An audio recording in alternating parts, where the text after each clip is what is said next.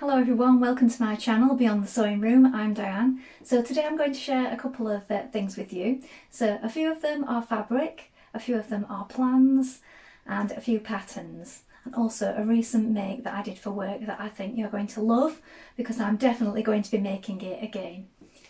So recently I visited a charity shop. So we went on a little visit to Ecclesall Road in Sheffield. While we were up there, we decided to have lunch that day and we had a look in the charity shops. Now, I always like to have a little browse up there because it is really nice for charity shops, some really good ones.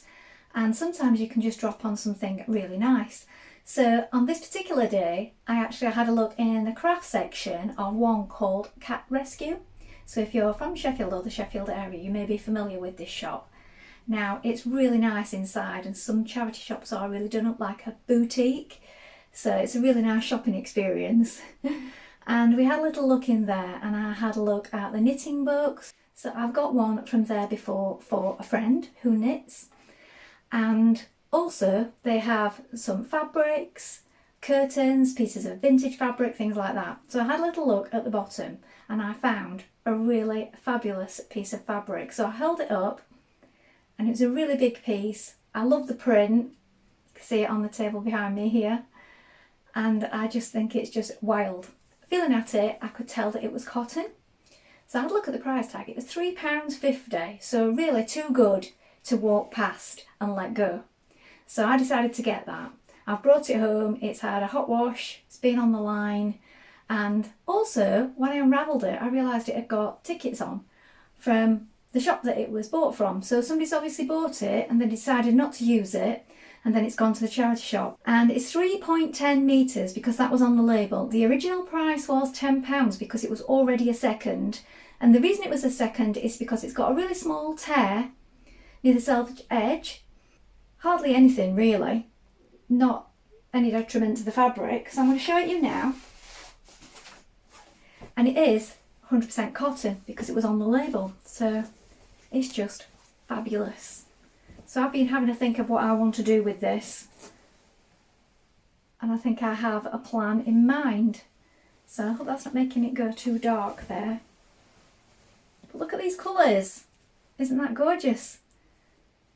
So we've got black, grey, pink, a sort of peachy, orange, white, a really hot pink here. I love those colours together, I think they look really nice, and it's got a really nice feel to it. So what I've been thinking for this fabric, I did think a dress at first, but then I thought it might be too heavy, and I thought it would be a shame with it being a heavier weight fabric not to use it for something that would definitely need a heavier fabric.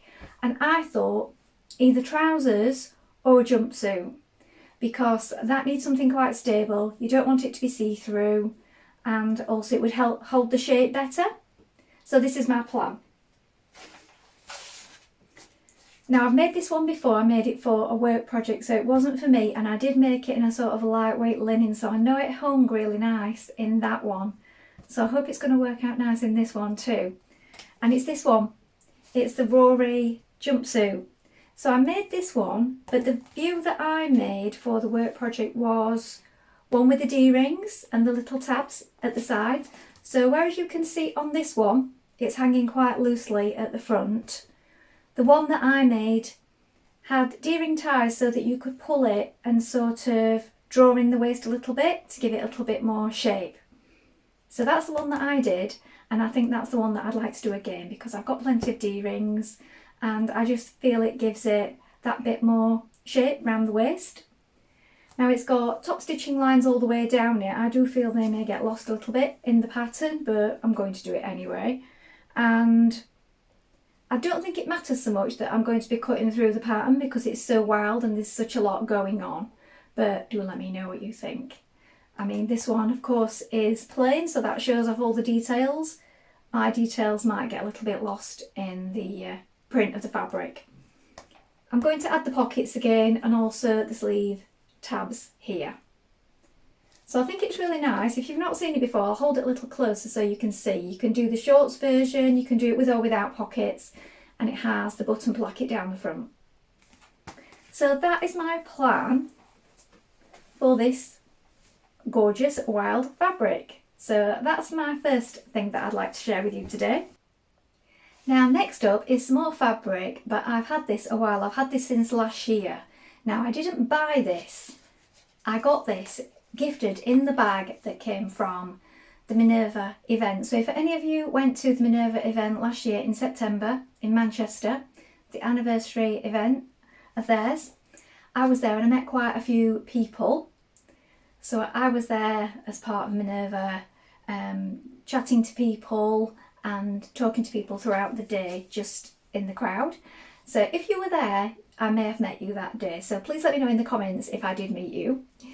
And it was really fun. And anybody who went to the evening, I didn't stay for the evening. I drove back to Sheffield, but loads of people went and stayed for the whole thing, and you got a gift bag.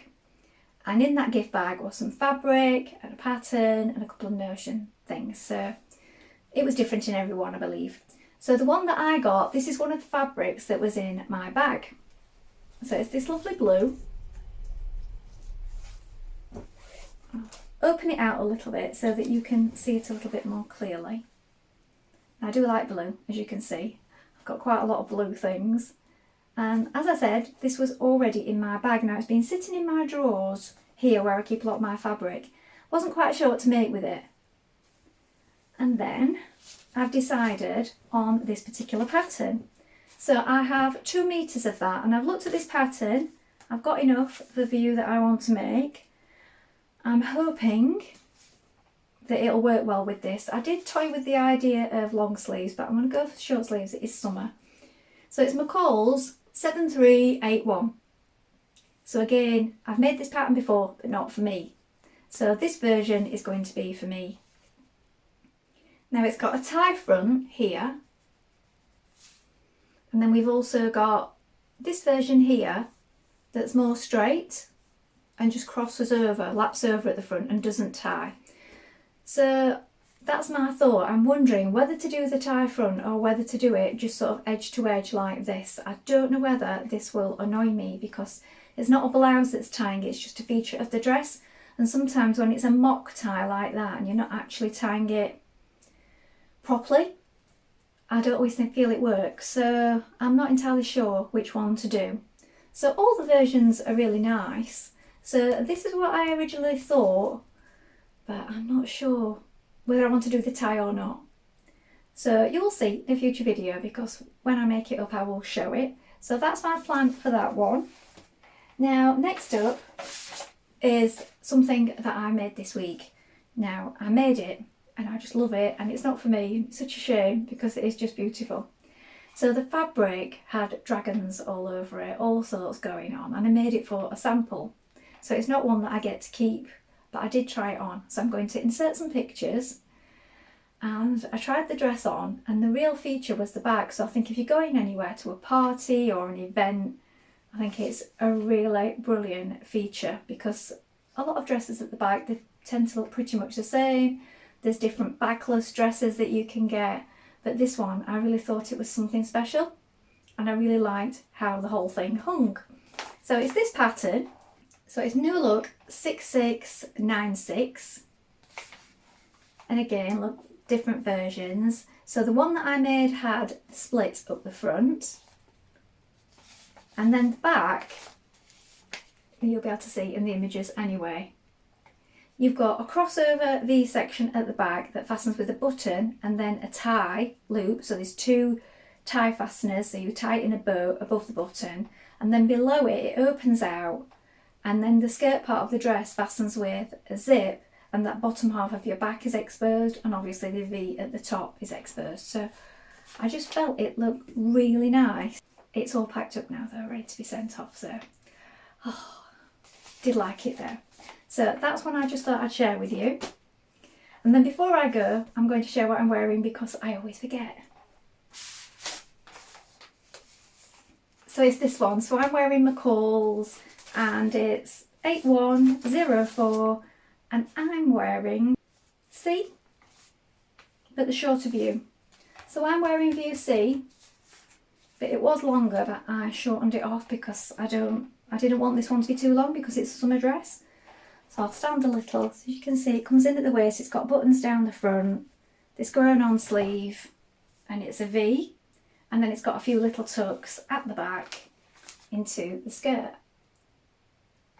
So that's that one. So I thought I'd share what that was. This one is a viscose challis, and this is Minerva exclusive if you're interested in this particular fabric. So that's all the patterns that I wanted to share today.